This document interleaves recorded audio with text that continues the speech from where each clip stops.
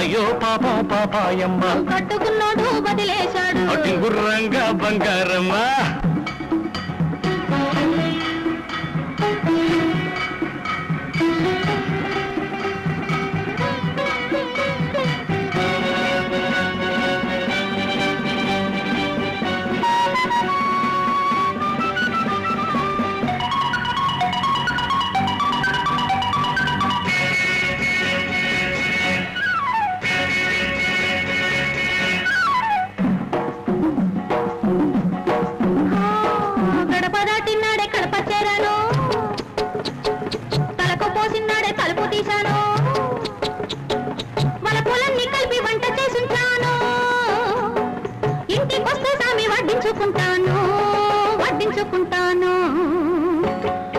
అమ్మ తోడు ఆదివారం నాడు